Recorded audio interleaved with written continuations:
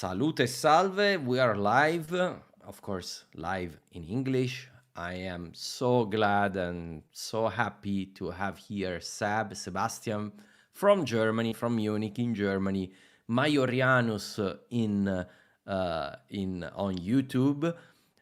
You must know that Seb started his channel in 2021, and back then for once the algorithm did something right and sent me the algorithm from YouTube sent me his video. I think, Seb, you had maybe 2 videos or something like that, and I said, okay, with that name and that topic, I must subscribe. So there you go. I've been watching here off and on your videos since the beginning. So I'm very, very happy to have you here, Seb. Thank you for coming to our little group in Storia d'Italia. Thank you, Marco. Thank you for inviting me to your podcast. I feel very honored, and I'm very happy to be here. And thank you for watching the videos, of course. I feel very honored to have you since such a long time as a viewer. For once, the YouTube algorithm did something right. It doesn't happen very often, but No. I'm happy to hear that it sometimes still works, and that people get the right suggestions. So yeah, I'm very happy to be here. Thank you for inviting me. Thank you, thank you. Yes, indeed, it's strange that the gods of Google still know something about us. We were looking for an excuse to talk to each other, and one of the videos I like the most from Maiorianus, go look at subscribe to his channel on YouTube, was about basically the changing of Roman cities through what we'll call late antiquity and the high Middle Ages. So your question was basically, what would you see in 700 AD if you walked around the cities? But before we go there, so that's gonna be the main topic. I would like to ask you just a quick question. So why late antiquity? And how did you have the idea of starting the channel, and why you called it that way? I mean, I have to confess, Maiorianus is not my first YouTube channel. So I had a previous YouTube channel. So I'm not like, this is not my first YouTube experiment with Maiorianus. And I had a previous channel, but it was more like with technology and space flight, because from what I did before, I studied physics. So from my profession, I'm actually more like a technological person. I'm interested in like technology, and so I did the first YouTube channel. But I have also this interest in the Roman Empire and everything that has to do with Romans, and I cannot tell you exactly why. It's a bit strange. I think it has to do with the fact that my grandfather already told me a lot of stories when I was a kid, because I was born in Romania. Okay, so in like the old province of Dacia, right? Yes. And my grandfather, he was a complete fan of Roman history. And he told me many stories about the fights between the Dacians and the Romans. And I think this might have had an influence. So I had an interest in Roman history since I was a kid. And then it got much more strong about 24 years ago, when I then started reading more about Roman history, because I was really fascinated when I found out that the Roman Empire lasted much longer than I knew about, because in school we only learned about Caesar, about Augustus, right? The famous Romans. And then I found out like, hey, there were like, I think even it's a bit embarrassing, but I think it was through the movie Gladiator. I'm sorry that I have to confess this. Okay, it's okay. It's actually okay. And that's actually a good question then about, because I saw you made a video about Gladiator too. So, why wouldn't a movie not awake an interest in something, right? It's a perfect. Yeah, and I mean, I wanted to know after I saw the movie, like how much of that is actually real, how much of that happened really, right? Mm-hmm. And then I was first quite impressed. Like when I started reading, I was like, wow, the Roman Empire was still very strong and did impressive things 200 years after Augustus and Caesar. I was like, wow, this is incredible. Like those time spans, 200 years. And then I found out, like, but it lasted much longer. Yeah. And then I wanted to know more. And then I started reading, like, how long did it last? And why did it fall, like in the West? And why did the Western Roman Empire fall? And what happened? And how could it come to that? And then I was drawn into this rabbit hole, this like this rabbit hole of late antiquity and late Roman history, where you want to know, why did it fall? I wanted to Yes. know. And then I found out, oh God, this is insanely complicated. This is like, It's you cannot it's say one reason. You have to read like, impossibly complicated, right? It's yes, something right? you cannot wrap your head around. The worst questions that they can make you when you're doing a presentation is, so why did the empire fall? And says, I don't have a week here to explain it. so so you inside Exactly. yourself, you like to scream, I don't know. There's so many reasons, but no, we do now kind of, but I feel every time for me also it changes a bit, the details, and then you start thinking, but did it fell? Did it fell when I think it fell? So I completely understand your feeling. And by the way, for me it was similar. I mean, I was always in love with Rome.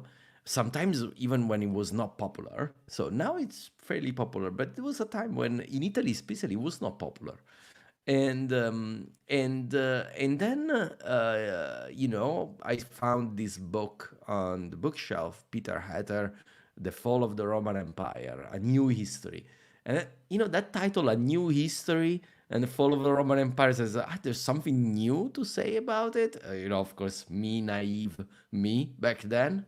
So I picked it up and said, "Oh, this is incredible! It's insane! I don't know any of these emperors, and I should. It's such a fascinating history." So that's where also my love story with late antiquity was born. Just in case someone is curious about it. So very interesting. So why Maiorianus then for the title? Yeah, it's so I basically am similar to you then, because I was, as I said, drawn into this rabbit hole, and then I found out, like, wow, there are so many emperors nobody talks about. Like, why is that? Why is everybody talking about Augustus? Why everybody knows Caesar, but nobody was talking about Majorian. Nobody was talking about Anthemius. Nobody was talking about Flavius Stilicho. Nobody was talking about those amazing generals as well, not only the emperors, but like those great defenders of Rome. And I thought, like, Etius, right? yes, So- exactly. And I was thinking, this is so unfair. Like, they were heroes. I was impressed by what they achieved, and the battles they fought, and the you know what epic stories were taking place in that time. I couldn't believe it, and then I was really very much fascinated with that period, and I was actually really sad that the Roman Empire fell. Sometimes when I read these stories, like about the Emperor Majorian, how he failed in the end, I was like legitimately sad. It was like a real sadness. Like, no, no, this cannot be true. And I was thinking then, because I said before I had a YouTube channel before that, I was realizing there was no channel that only talks about late Late Roman antiquity, history right? or late Yes. antiquity and those underrated Roman emperors that many keep forgetting, like kind of like an unfairness towards their characters. And I wanted to, make a channel that only talks about those unknown Roman emperors and unknown events that happened, because I thought, it's only fair to them. It's only fair to talk about them more, because they deserve to be remembered as much as Caesar or Augustus. They deserve to be remembered as much, in my opinion. And that was the idea that I had for Maiorianus, and that's how it started. Yeah, that's I completely agree about that, and I understand. I had the same feeling, I started my podcast from Constantine, and I always go forward. So I was saying, okay, I give from granted you have heard about all the others before. I'm gonna talk to you about the ones that you do not know. That was my idea also for the podcast. So you guys that you're listening or watching, and or watching afterwards, just know that we have very much this in common. But let's get to the point. So we want to talk about the evolution of cities. Because Yes. one of the things that we have in mind, invariably, when we study the fall of the Roman Empire, what we imagine happened is that there is a barbaric invasion. Cities are burned to the ground or half burned to the ground. Many are abandoned, some are not, but they are just shells, empty shells, people living in the ruins of these great cities. And there are cases like this. I think the closest that it gets to this is Britannia, where really you have a big fall in urban life. But one of the things that I noticed from your video that was talking about life in 700 AD is how much modern scholarship and even archaeology in general has revealed to us about what really happened between 400 and 700 AD. So I would like to say, let's start talking about this. This is a big topic, but let's start talking about it. Absolutely. I love this topic. And one of my major interests is actually urban history, because I think this is also so much neglected, because everybody likes to talk about great battles, right? About epic battles and the characters themselves. What did these emperors do about their laws? But what is often neglected are the cities, like themselves, where people lived, like where most of the people lived actually, because the Roman Empire was a highly urbanized society, as we know. And so I was quite amazed to see that, like, this aspect is very, very neglected. There wasn't any video on YouTube, as far as I know, where you could, like, that talked about the transition, for example, of the city of Rome from its peak, let's say in 320 AD, right, when all the magnificent buildings were built, when Maxentius had just finished or almost finished many of his grandiose buildings, and then Constantine finished them, of course, after the Battle of the Milvian Bridge. Yeah, last paint, and then okay, now it's mine. Exactly, and then of course it was him who did it officially. Exactly. And the contributions of Maxentius were like, he didn't do so yeah, much. he didn't do anything. But yes, so sorry I interrupted you. But basically, we have this Rome at the peak of its power, which, by the way, most people think the peak, that beautiful models are at the time of Trajan, maybe. But there's so many other buildings that are built. I mean, not as many, but there are several big buildings are built after that. But let's say, as you rightly said, by the time of Constantine and Maxentius, that is the peak of Rome. And then, Exactly. And then what happens?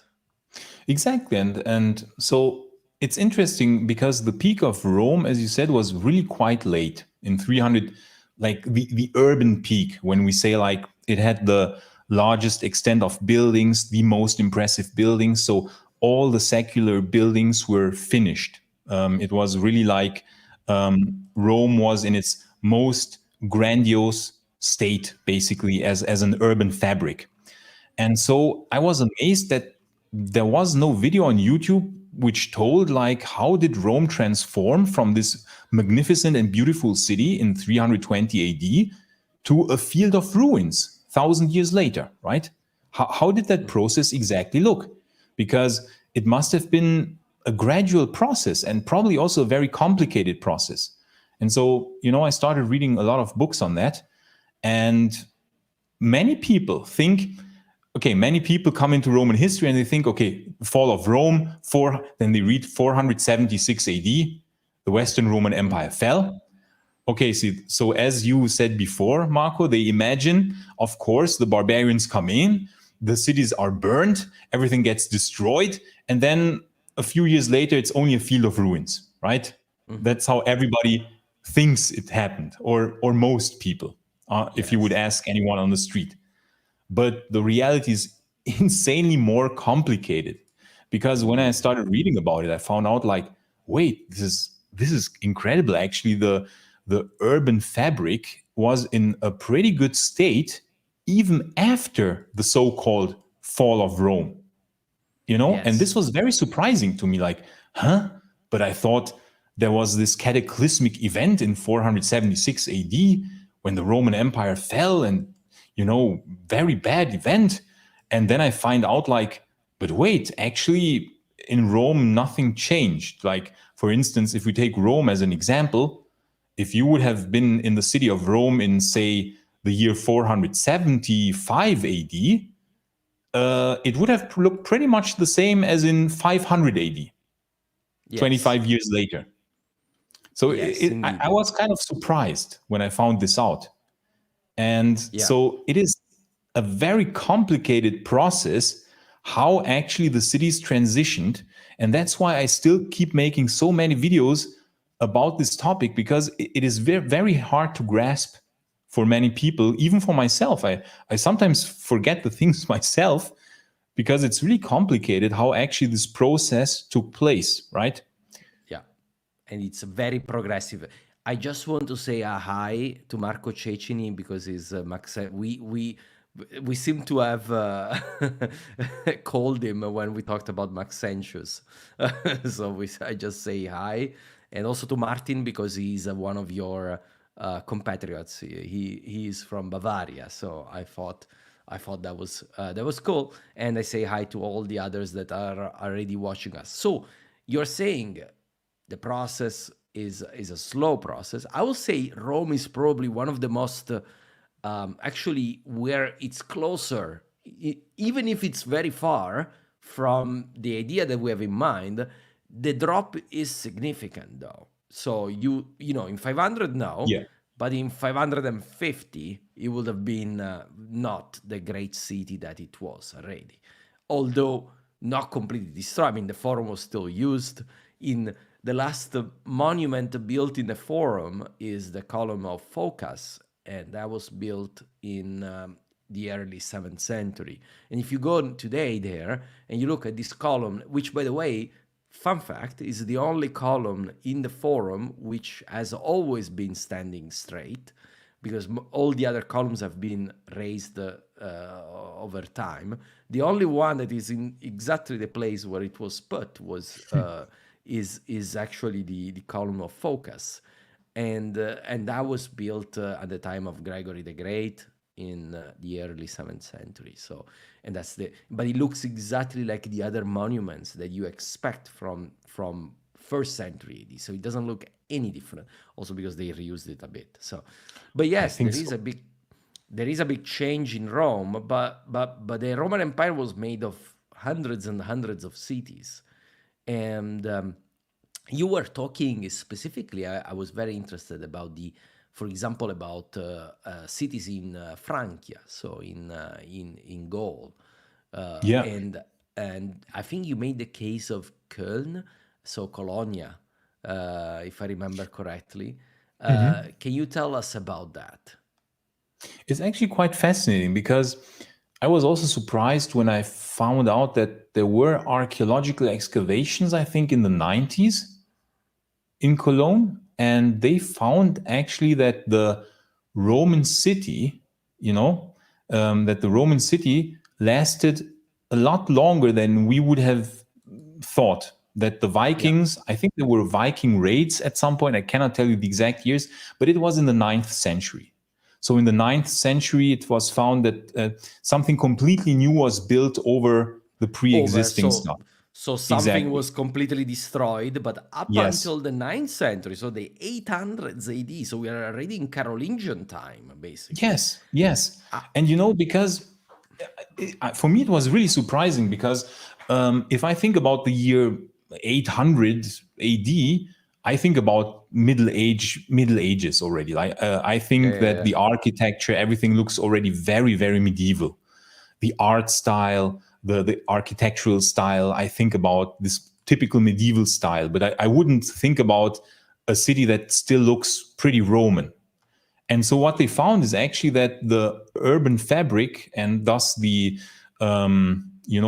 building structure themselves, was still pretty much from the Roman era until the Vikings destroyed Cologne. And for me, that was Rome on the Rhine. Rome on the Rhine, exactly, almost the same as Rome. Yes. And so for me, that was really surprising. And this is actually a theme that you find in many other cities as well, in Europe. So the cities in Gallia, the cities in former Hispania, they all share a bit of a similar theme in that regard. In that, for instance, let's say you are in not long after the kingdom of Soissons, the realm of Syagrius had been conquered by the Franks, right? So we think talking that for people, we're talking about the 480s. Exactly. So 486, I think, was when the kingdom of Syagrius was conquered by the Franks. And many picture this like, okay, wow, now the Franks conquered it and the cities are completely transformed in a very short time. But in reality, the cities of the early Frankish kingdom, the Merovingian time, they were essentially Roman cities. They were essentially the fabric of the cities. The buildings were one-to-one still from the Roman time. And there were sometimes still like celebrations held using the old amphitheaters.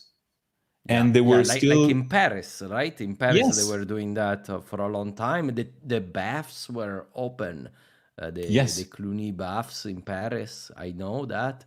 In Pavia, in Italy, the bath we know from textual proofs, but also archaeological no, but from textual proofs we know that there were baths in the palace and baths for the public, which were open during the the equivalent of the Merovingian, I will say, during the Lombard time, the Langobards.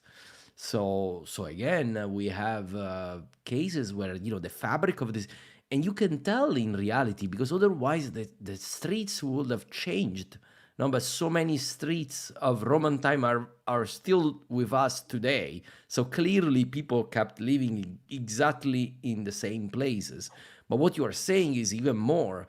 They weren't just living in the same streets. They were actually using the same buildings, or buildings that looked exactly the same from the Roman time. So built with not in wood, with thatched roof, but again we still have walls like in Roman times, right? That's kind of the what you're alluding to. Yes. In the cities, certainly, absolutely. So for instance, if we just come back to Rome again for a second, in Rome, they actually just many times lived in the old insula apartment buildings. So what happened is that, of course, these insula buildings, at some point, they weren't maintained properly anymore. There was not the manpower anymore. There weren't the funds anymore to maintain all the old Roman buildings. And so what happened is that the highest floors, they became uninhabitable, because you had rain and you had weather patterns and climate that kind of like destroyed the old roofs. The roof tiles fell down at some point. And so what did they do? They just inhabited the lower floors, because the lower floors were still inhabitable, And, they sometimes also took over the old domus or villas of the ancient Roman landlords or aristocrats, and then they just modified them a bit to accommodate more people. And so, they took those structures from Roman times, they took those things that existed and maybe modified them a bit here and there with what they had as like stones or tools available at the time. But in essence, in the cities, if you would have gone to a city in Western Europe where the Roman Empire had built cities in 500 or 600 or even 700 AD, or as we said now before in Cologne, even 800 AD, you would still have seen a lot of the old Roman structures used. And I find it kind of fascinating and interesting that this process took longer than we would have maybe, intuitively thought, right? You probably as well were surprised, because I was very surprised that it took such a long time. I would have thought like in 600, 700 AD, all the Roman stuff was already complete ruins, and that they had built completely new structures. So that is how I was thinking about this. Yes. I was thinking about that.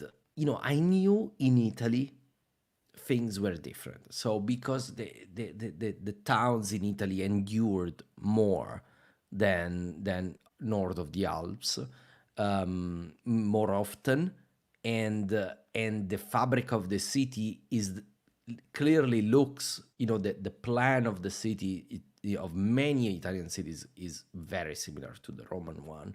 And so I knew that in Italy, cities had endured, they had changed, of course. We know that in all Italian cities there were changes, and we may go talk about that. But what I didn't know is my biggest surprise is a city like Cologne, like Colonia for Italians, that is really at the border of the Western Roman Empire. So we're talking about really like a city built to housing legions on the border. And even there, things are very similar to Roman times. So that for me was even more surprising. In Italian cities, there are some changes. One important one is that often the forum tends to migrate. So the city center tends to migrate. And I've seen this pattern several times. Basically, what happened in many cases was that the cathedral, when it was built, the Christian cathedral was built in the periphery, in the suburbs of the city, because the center was built over. So they didn't destroy the ancient temples, they just built a cathedral, next to the walls, which, by the way, is the case also in Rome, because they built St. John in Lateran, that was the first cathedral of Rome, is still the cathedral of Rome, is right next to the walls of Rome. So that happened, but then what happens is that the economy tends to migrate in the surrounding of the cathedral as it became more important. So often the old city center is abandoned.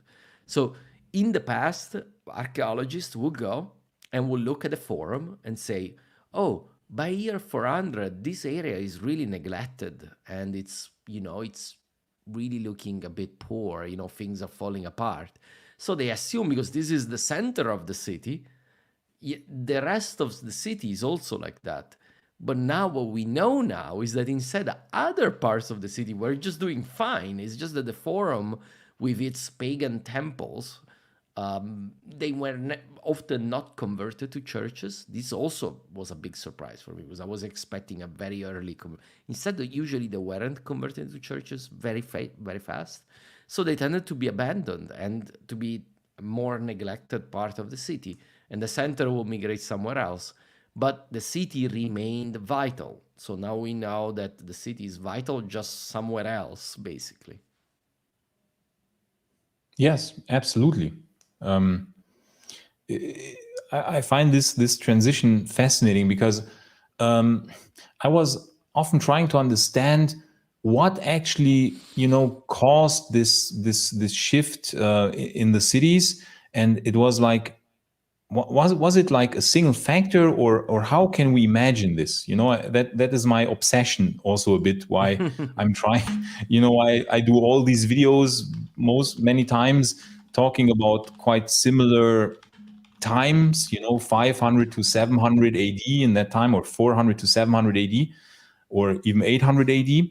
And that is what I was trying to find out, and how we can picture this. And it's such a complicated topic to imagine this, because okay, what happened to the population first of all? Why did it shrink in many instances, right? And then you start learning about the wars, about the Gothic wars. You start learning about the plague of Justinian. You start learning Yeah. about all the catastrophes that happened and that had a huge impact on the population. But then, of course, you start also learning about the massive impact, for instance, of earthquakes, right? Because if you would ask someone, what was the greatest destroyer of the fabric of Roman cities, you would say like, oh, the barbarians, right? Oh, naively, many people would say, oh, of course, the barbarians, they tore down everything. The Vandals in 455, when they sacked Rome, they destroyed all the temples. And or the Christians tore down the pagan temples, which is also sometimes propagated, But in reality, it was earthquakes, I just find it fascinating to think like most of the times the people would just, as you said, they just leave the stuff there and just migrate somewhere else. They might reuse some of the building material when the temple collapsed, right? When a temple was old and then it collapsed on its own weight, or because of an earthquake. And then they just took the material and built it up in their new quarter, or they beautified sometimes the new quarters with statues from which they found, or columns which they found from other structures that were destroyed. So that was a very inventive reuse of material. But it's funny, because the greatest destroyer actually of the old Roman structures, I think, was just time, earthquakes, floods, natural, weather, causes. rain, natural forces.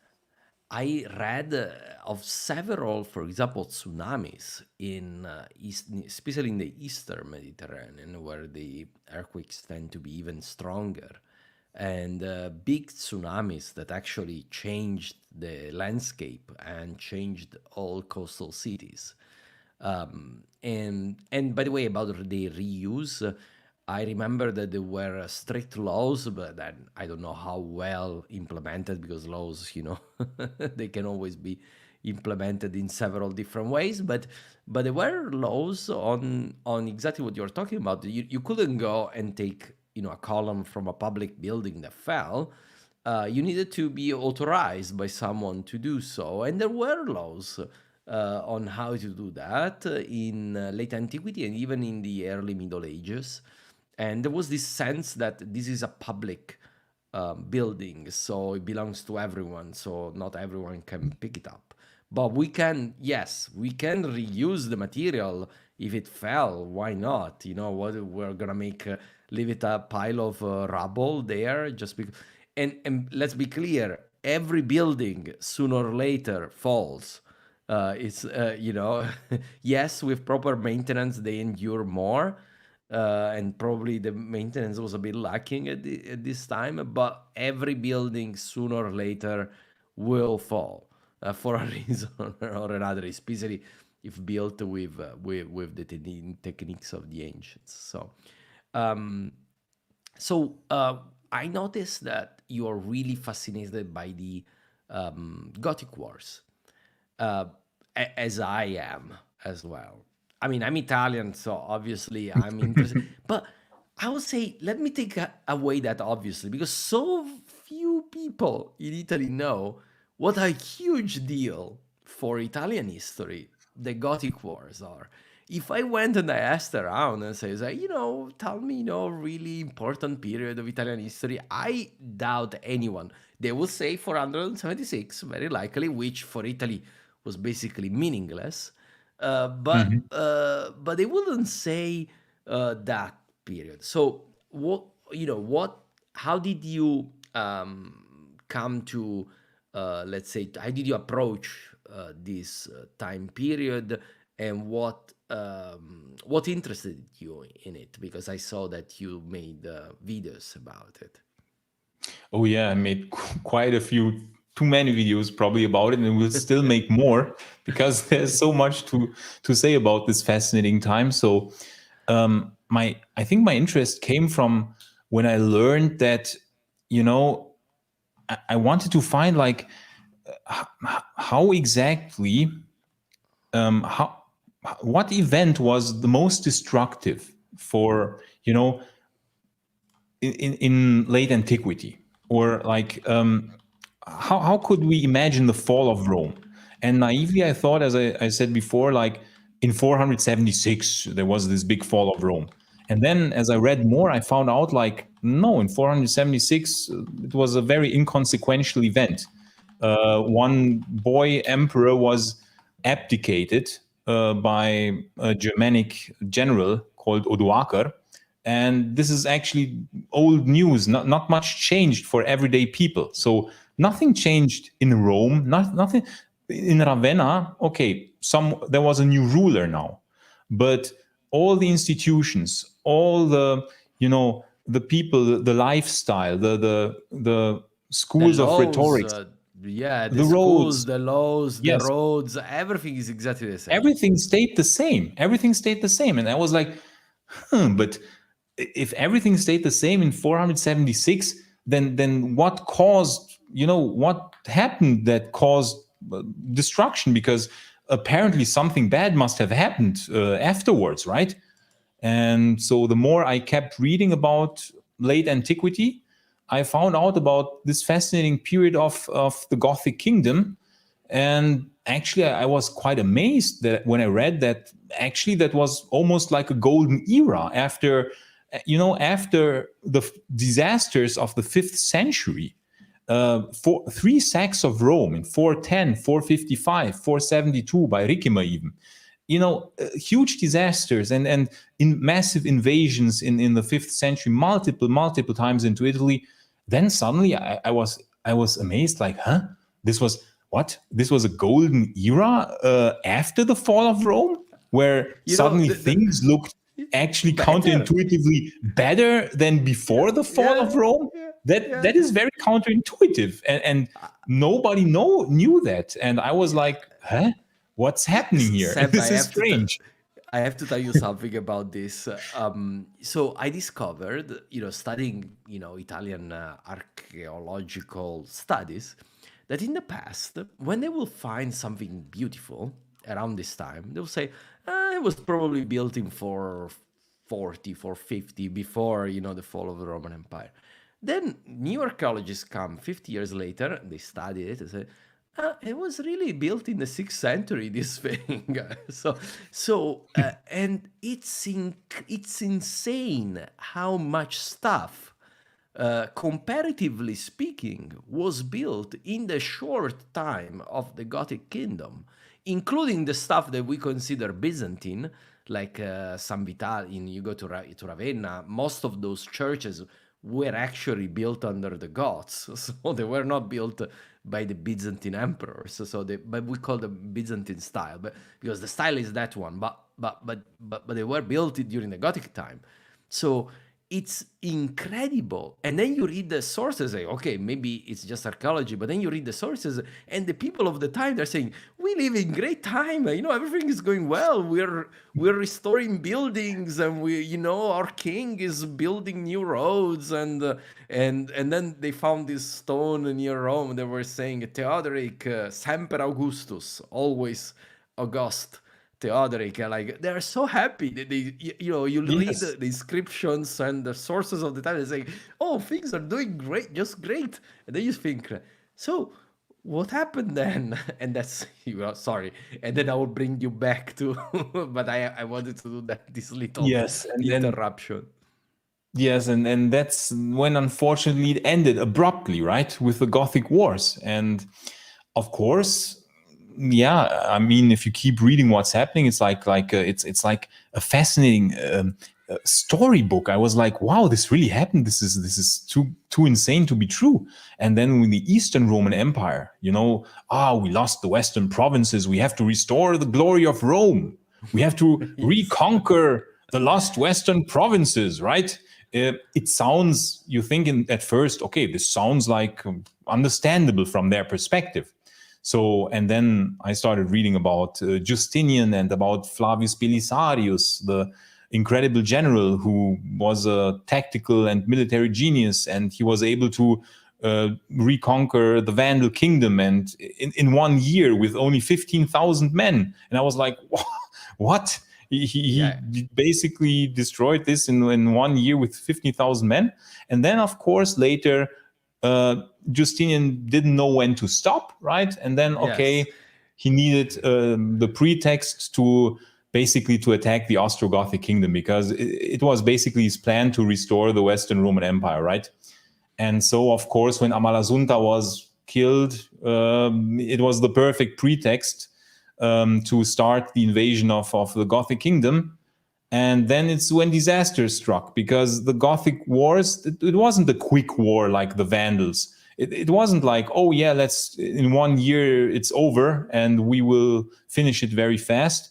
But unfortunately, dragged for like what 20 years, and Forever. For it was forever. insane. It was like, oh God, it was a huge disaster, and it was a never ending war. And then the plague hit at the same time, and there was also this crazy event of 536 when the sun darkened, and then was famine, huge famine.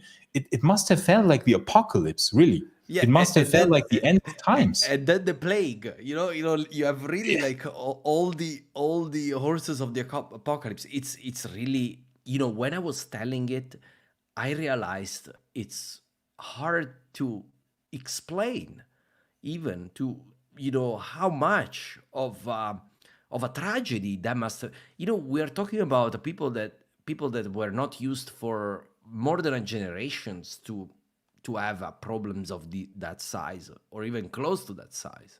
And then all suddenly you have this thing where you have a war that is so destructive, because it's like a war that is city by city, siege, destroy the city, move to the next city, destroy that too. So it's not like a battles. All wars are destructive in a way. When armies march through a land, in the movies they show just the army marching, but usually what happens is that a lot of people lose their life, or they lose their possessions, right? But the worse than that is when those armies are actually stuck, and they're making siege and counter siege and counter siege, and then they're really destroying everything. That's rude. And then on top of that, you have, yes, the sun darkens, famine, the plague.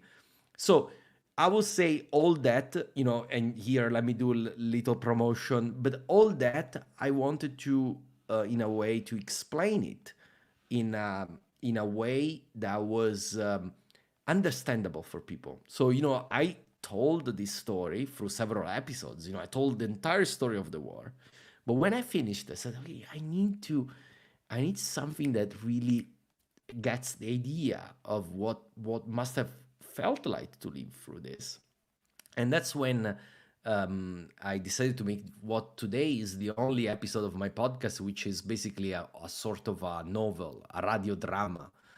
So it's invented, but it's set in a villa in the Gothic times, and the villa becomes a village. So this is also a little touch, because we have this transition between the Roman villa that becomes then a Langobardic village, which, by the way, is in archaeology. There's several cases where that exactly this process played out exactly like this. And then I remember that there was these little things that they were found in a villa with a wedding ring that was clearly between, marriage between a Roman and a Gothic woman. So we had this story, which became then a podcast, which is now becoming a comic book. So if you don't know it yet and you're listening to this, we have a Mianus. I will send a link somewhere.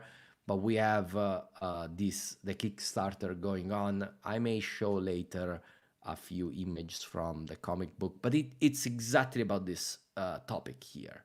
So going from the time of plenty to the Longobards' time. So which happened very quickly, right, Seb? Just one lifetime, basically, which is mind blowing. Yeah, absolutely. First of all, I have to thank you very much for doing that amazing graphic novel.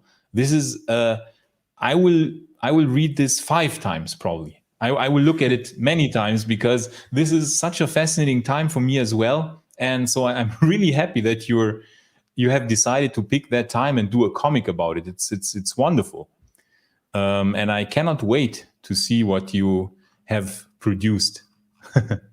Thank you. I I can't wait to have it. We finished the last scene yesterday, so so we are ready to wrap it up now, as soon as the Kickstarter ends in 11th of October, and then we will be able to print and ship it. But thank you for the interest, let's say. I need to get it. Well, but meanwhile, yes. So, what did you? So, this is a crazy time. What is in your opinion? What the people at the time felt about this time.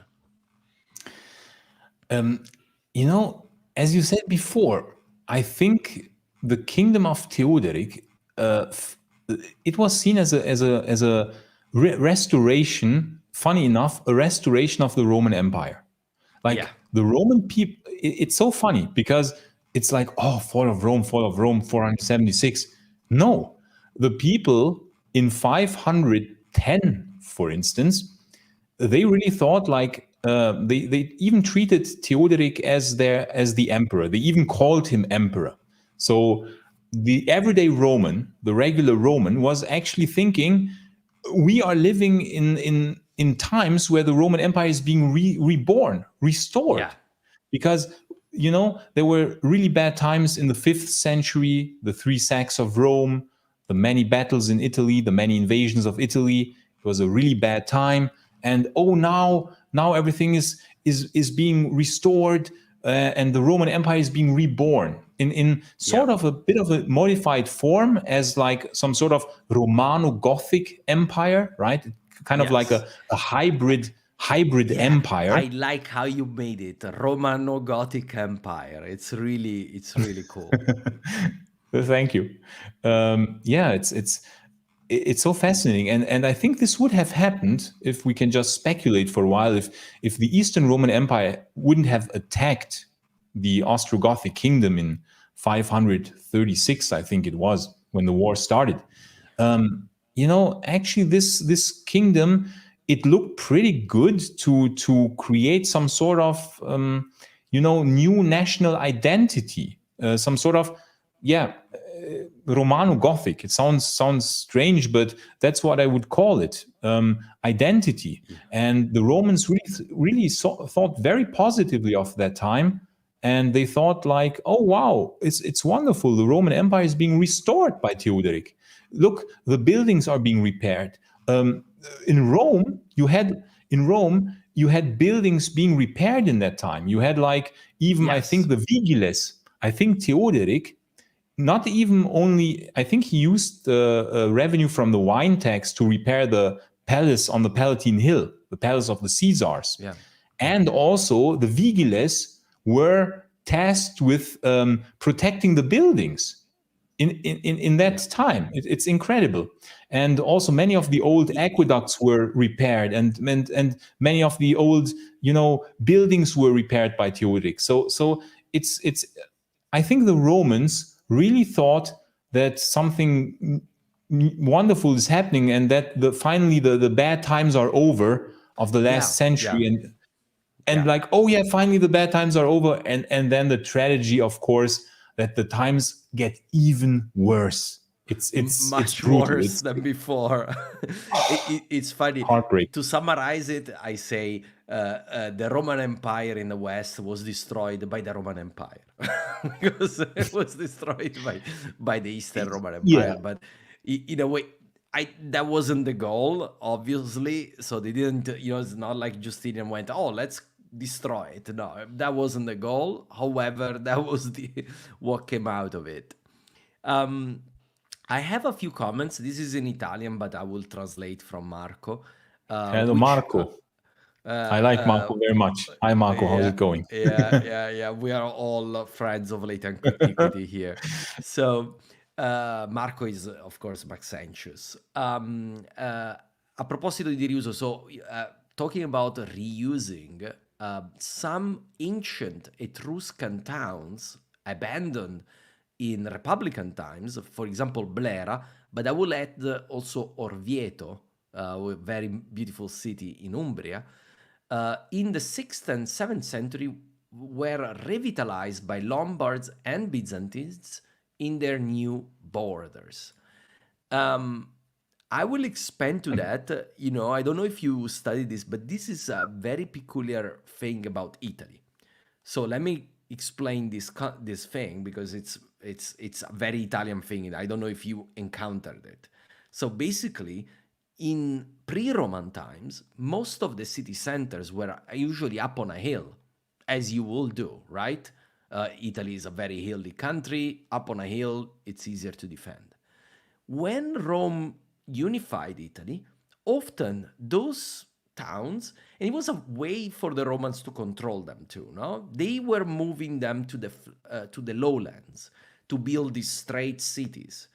So, for example, Volsini, which was an ancient Etruscan town, became what today is Bolsena. It was a city on the flat, there was an old city on a hill, became a city in the flat and on a plain, and stayed there until late antiquity.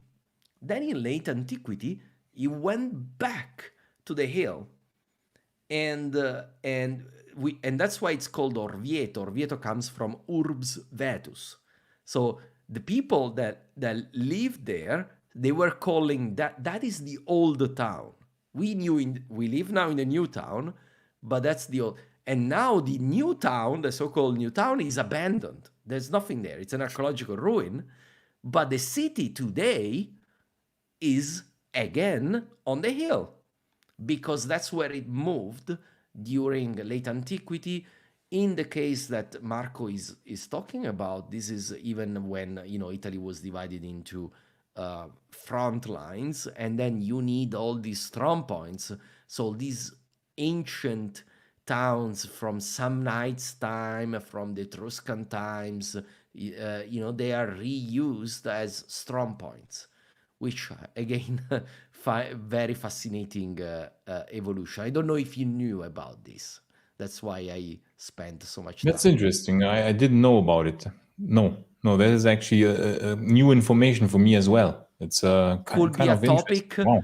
Could be a topic for a video. That's a new for a future video. But yes, it's I will write it down after our podcast here. I will write it down immediately.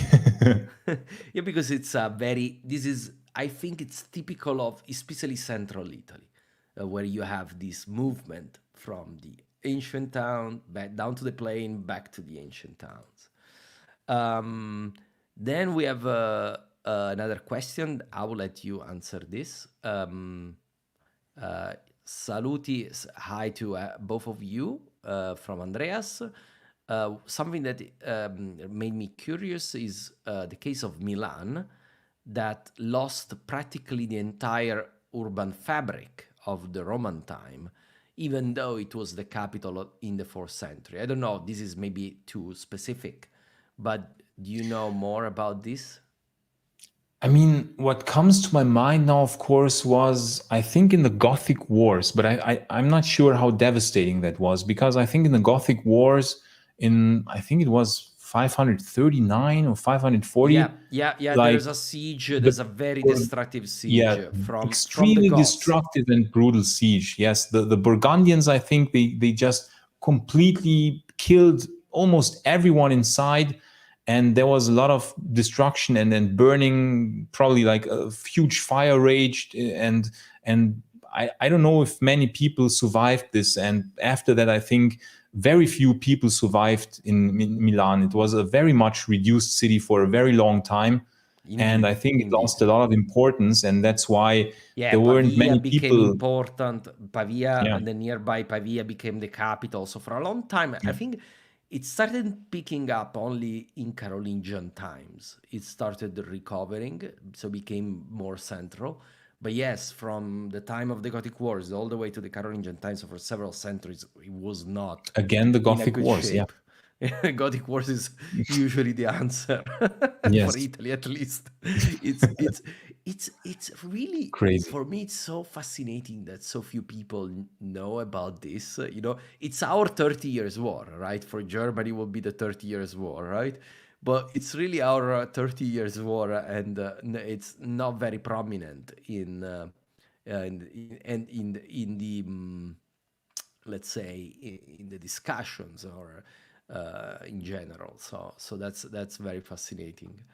Yeah. And what do you think about so one of your videos was also about the Langobards. So because also in my comic book, my comic book ends with the arrival of the Langobards, and it was about it's the why after this incredibly difficult war was won, then all suddenly we have the Langobards and they come and they conquer rather quickly. And you had a very good point about the Goths there, which I made too. But I want you I would like you to explain a bit about that. I think it was a multitude of reasons. So, first of all, Italy was depopulated. There were so many abandoned cities after the Gothic Wars and after the plague that basically you had many cities completely depopulated. Then there was also the problem, like the Eastern Roman Empire. Also, so many people died in the military, of the Eastern Roman Empire, that basically they didn't have the manpower anymore to really station a lot of troops to defend Italy. So it was like, okay, we have now won Italy. I think Narses, the Eastern Roman general, I think he was occupied even in the 560s. He was still had to defeat some rebellions that were springing up in the north of Italy. Yeah, in North Italy, Northeast, Northeast and North, Yes. but really just a few years before the invasion of the Lombards. Exactly. So it wasn't really won, because you think like, oh, they won, and then how could this happen? But no, there were rebellions even into the 560s, which the remaining Ostrogoths, they didn't give up. Of course, you had they were seeking every chance to reconquer or reclaim their land, which they saw as their land. So of course they didn't give up. And then, of course, you had also other tribes. Like, I think you had incursions of the Burgundians, as we said before, of the Franks. I think the Franks even sometimes went into Italy in those days. So it was really difficult to hold this. And then, of course, the problem of the Eastern Roman Empire, not enough manpower. That was the big problem. They didn't have enough manpower.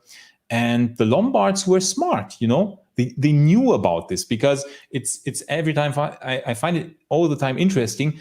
The Germanic people, they had very good intelligence. They gathered, indeed. They had spies, they had a network of people, every time it seems they knew that when something happened, okay, now we attack. Okay, now we attack. They know immediately. Yes. Radio Yes. Frontier. I call it Radio Frontier. So it's like, okay. Yes. It's They were so intelligent. It's incredible. it's true. And It's true. and I agree. yeah. So the Byzantines, the Eastern Romans, they have problems. We heard they have some problems. They haven't stationed enough troops, and there aren't so many people anyways. And this land is ripe for the taking. It's ripe to be ours. And I think Alboin, was it Alboin, the king of the Yes. Lombards in those times? He was dreaming of his own realm because he heard stories. The Visigoths have their own kingdom. The Suevi have their own kingdom. The Franks have their own kingdom. We also want our own kingdom, And then he had the idea, okay, in Italy, apparently it is ravaged by war. It is many cities are abandoned, and the Eastern Romans, they don't have enough manpower to even inhabit all these cities and to defend them. So let's just try to go there and see what happens. And of course, then the Ostrogoths, the remaining Ostrogoths, I think, were very happy to see other Germanic nations come and say like, hey, let's make a deal. We help you to to defeat the Eastern Romans because we don't like them. They destroyed our kingdom. They destroyed our beautiful kingdom. So of course they were very willing to help the Lombards in their undertaking to conquer And Italy. and this is often not mentioned. There isn't an enormous amount of proof about this, but I think you make a very good point because they could not have disappeared overnight. We know that just a few years before they were rebelling against the Narses, so they were still there. And also, I find it very fascinating that right before invading Italy, all suddenly the Lombard king says, we are Arians now. And I think this is propaganda because the Goths were Aryans. It was a way of saying, here we come. We're not only Germans, we Germanic. We are Aryans, like you are, against these Nicaeans. Let's call them like this, because if I say Catholic, but anyway. So there are signs that and they invade and conquer quickly the part where the Ostrogoths were more numerous. So again, some cities deliver themselves without any problem. Pavia doesn't, but Pavia again is the ancient capital of the Ostrogoths during the war. And I think it's no coincidence that the Lombards then, established themselves there and in Verona again, which was also another capital of Theodoric. So there is clearly there some overlapping, which has I think been overlooked. I will say there's overlapping there. I agree. It's really fascinating, and your theory, I think, makes sense with the Arianism. Like, let's unite our Germanic brothers, even in our faith, against, as you said, the Nicenes, so that we have like a common, enemy, or like we feel more connected as well. So I personally think that theory makes a lot of sense. But okay, we agree. We agree about this.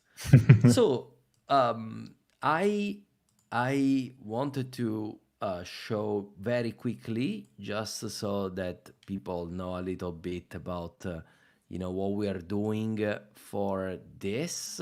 So because we are trying to show this late antiquity period with the comic that is not very often shown. So we're trying to also look at the clothes you see, like even this chariot. I looked, how were the Roman chariots in that time. It's not easy to find information about all these details. Let's say I noticed, but yeah, we're trying to.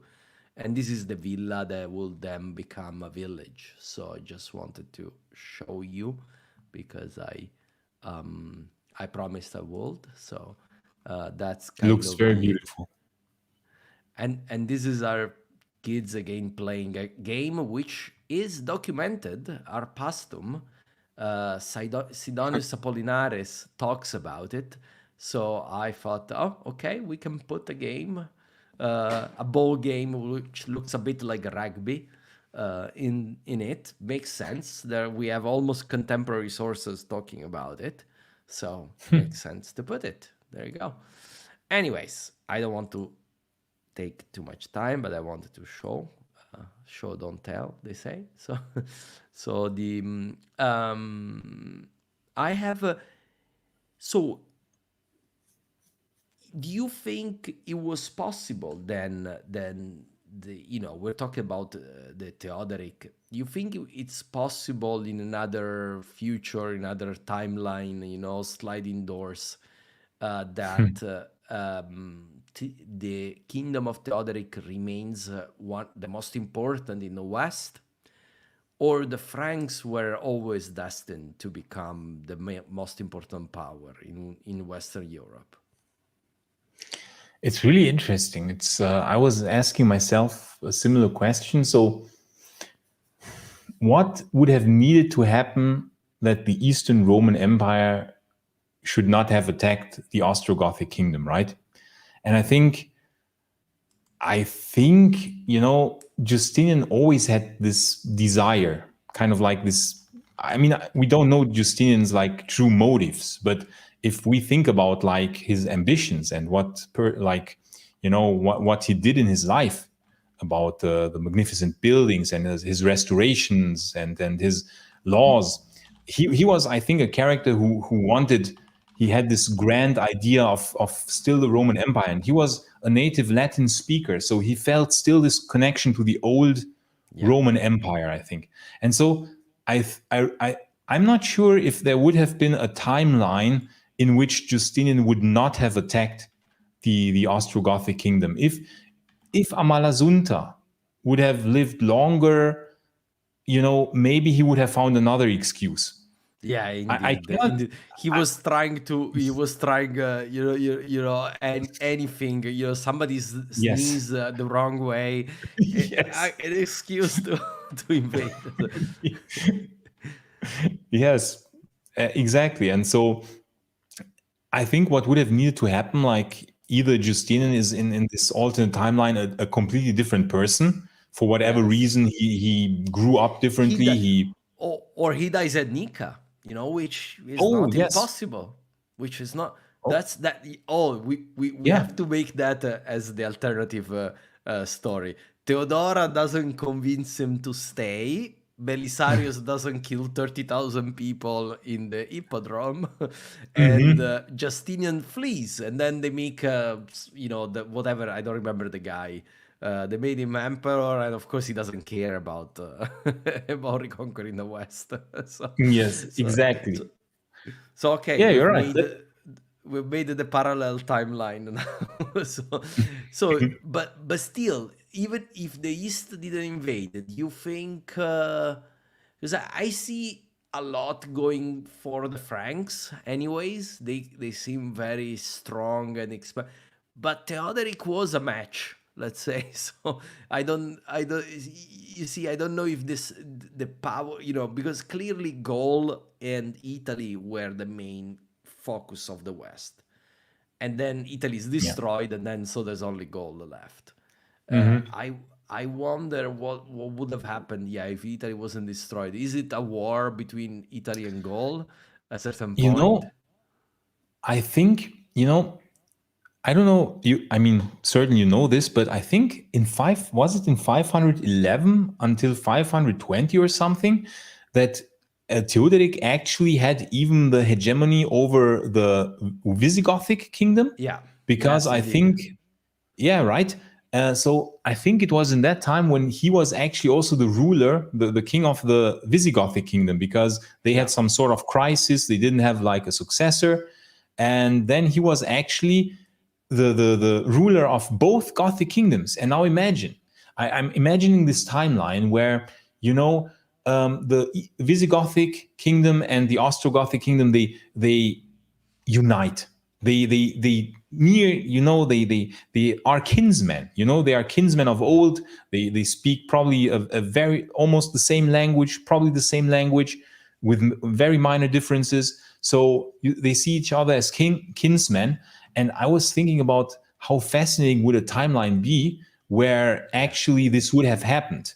And then if this would have happened, I mean, this would have been an extreme counterweight to the Franks. I think then the Franks would have had very big difficulties to become as powerful as they have become in our timeline. Yeah, yeah, I think I think I agree. It's probably difficult to maintain a kingdom so spread, but then again, that's the Roman Empire, right? So it's Yes. it was possible before, it can be possible again. So so yeah, no, I agree. That would have been a big counterbalance, as it was under Theodoric, because Theodoric reconquered basically southern Gaul. He annexed it directly to the Italian kingdom, and then he became king of the Visigoths. So he had that hegemony going for him. Well, so yeah, it's an extremely fascinating time. So, if I have to ask you then, which one is your favorite Eastern Roman emperor before we go? There's, I think it's Leo the First. Leo the Ah, First. Cape of I think Cape it's Bon fame. yes, of Cape Bon fame. I think, you know why I think he's my favorite emperor because I think there's no other Eastern Roman emperor who tried to do as much to save the Western Roman Empire as he did.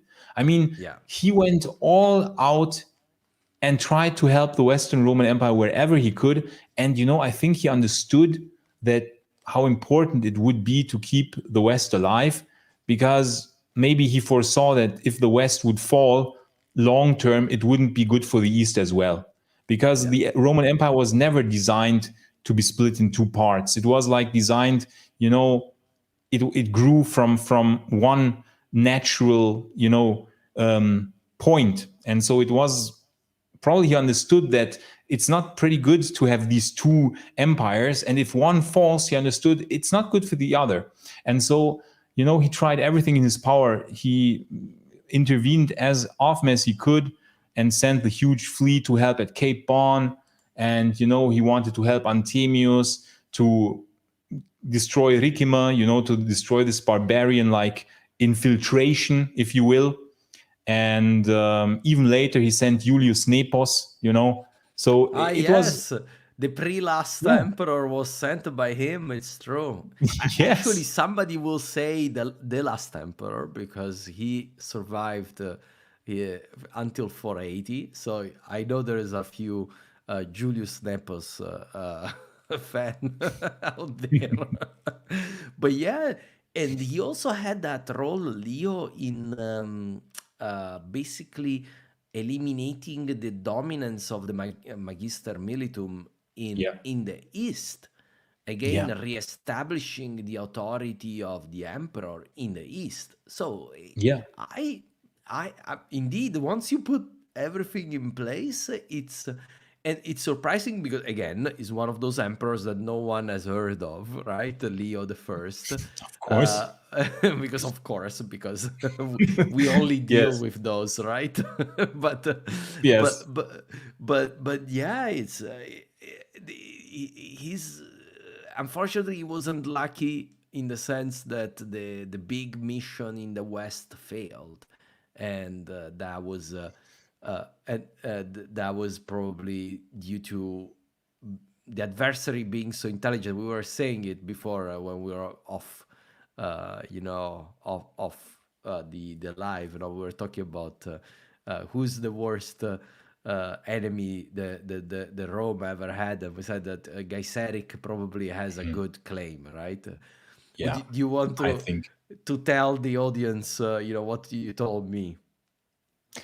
Geiseric was just like an evil super genius, from a Roman perspective. If you like, okay, if you're a Germanic, if you're a Vandal, you think he's great. But if you were a Western Roman, he was like an evil super genius. He was Yes. very intelligent and very ruthless and brutal at the same time. And this combination.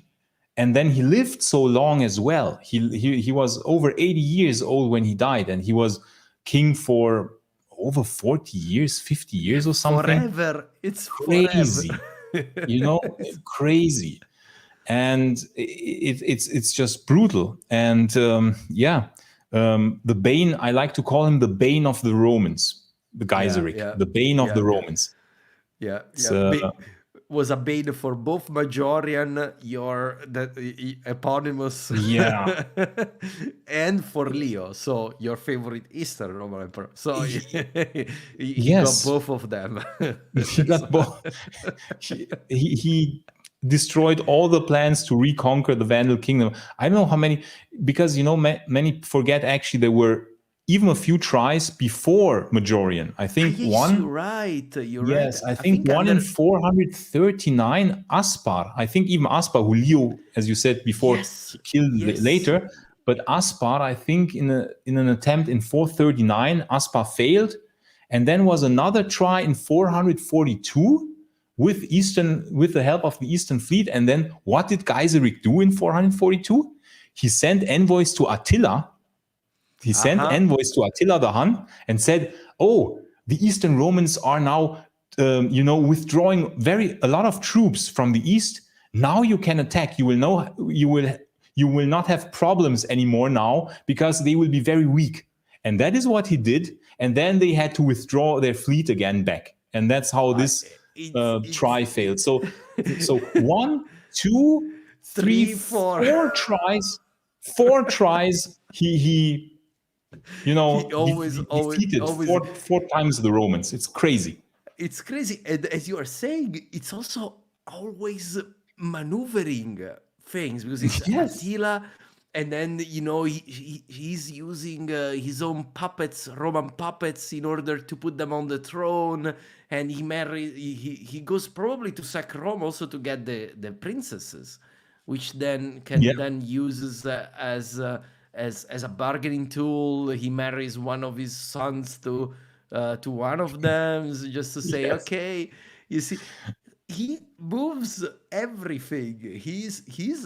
And I find it supremely ironic. I was telling you before that he dies the year after the official death of the Western Roman Empire, saying, like, I'm not gonna die before you do. So it's incredible. It's an incredible story indeed. So between Gaiseric, Attila, who else, and Alaric, that's usually the trio of the great enemy. You vote for Gaiseric, if I understood correctly. I would vote for Gaiseric, 100%. Because I agree. Africa was just so important for the Western Roman Empire, as you know, it was the richest province and it had the highest tax revenue for the Western Roman Empire. So the problem was, when Africa was lost, so much of the tax revenue for the Western Roman Empire suddenly fell away, And the East was luckier because the East had the Levant, had Egypt, and it was very difficult to get there for the barbarians because there was the Caucasus Mountains. You cannot go easily through the Caucasus. You cannot go from the north because then you have Constantinople. How do you get over it? They weren't good at building ships. So, the East was more secure. They had the secure provinces and the richer provinces. And the West, they had Africa. And when Africa fell, it was like, I think, almost half the tax revenue of the Western Roman Empire, bam, gone. And that was brutal. And they would have needed to reconquer Africa. Without Africa, it looked not good. Not good. Before we go, I completely agree. Before we go, I have a couple of questions from Instagram. I don't want to leave it because we are live also on Instagram. I'm doing trifecta. I don't want to leave them. So one is, I find it interesting that France and Germany are so different, from many points of view, considering that actually they have common roots. Can you explain why? Oh, that's a broad question. Seb, do you Yeah, I want to think give it a that try? I mean, I have to say I'm not an expert on later medieval history, but from what I can say is that probably this big shift happened later in the Middle Ages. So, I think that geography also played a role. There was the Rhine barrier, first of all. There was Yeah. some sort of barrier, as you might have said. And also, I think, in the West, sure, there were the Franks, but in the East, I think these territories were more occupied, if I'm not mistaken, by the Alemanni, and the Saxons. And so, they were, in theory, not the same tribes. And, maybe they had a bit of a different, cultural heritage. And so even though they were for a while part, of course, of the Frankish kingdom, that's true when the Frankish kingdom then, fell into an eastern and the western part. But I think the problem was that it wasn't the same tribe. And then you had also this geographic divide. So Yeah, I think... the Rhine is a natural border between these two worlds, and this has always been, right? And Yeah. one thing that I can add to that is that even very early, we know that the Frankish kingdom was divided into two main parts, Austrasia and Neustria. And Austrasia is mostly like the Rhine Valley and a bit in the east of the Rhine, a bit in the west of the Rhine. And Neustria is basically the region of Paris. And apparently the Neustrians spoke much more Latin than the Austrasians did. So there you have even at the Merovingian time, you have the root of the differentiation. Yes, they were the same kingdom, but there were differences. And I think the reason is that there was so much more, like you said, so much more infrastructure, Roman infrastructure in Gaul than in Germany. It's true though that Köln and all these cities on the Rhine became Germany and not France, so it's not perfect, right? Let's put it this way. But yeah, I agree. And they were different. The Saxons, definitely. The Saxons remained pagan until Charlemagne. So there you already have a very big difference.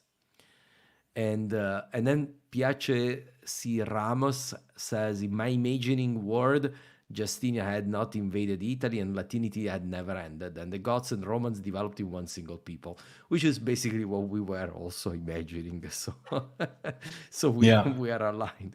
Who knows what would have maybe it would be worse, but we don't know. But it's fascinating to think about it. Absolutely. Well, Seb, I don't want to keep you for forever. I don't like lives that last forever. We are at around an hour and a half. I think we have covered this topic, several topics, quite in detail. I leave you with the last thing and I've been saying last thing too many times, but last thing is Gladiator 2. So I saw you made a video of reaction to the trailer. You said that Gladiator was a very important movie for you, also for me. What did you think about it? What are your expectations? I mean, I thought it was an entertaining Hollywood trailer. Let's put it like this. And of course, I don't expect a historically accurate movie, right? I think we cannot go into that movie and think like, oh, this will be a nice historically correct or historically accurate movie. It is clear that it will be historically... It won't Of be. course. And neither was Gladiator, to be completely fair. Yes, exactly. Although it captured the imagination and some essence of things in a way that even if in being incorrect could evoke love for that time, like it did for you and did also for me and so many other people. I really hope that Gladiator 2 will inspire a new generation of movie watchers or young people, who previously had no interest for Roman history and weren't interested in the Roman Empire.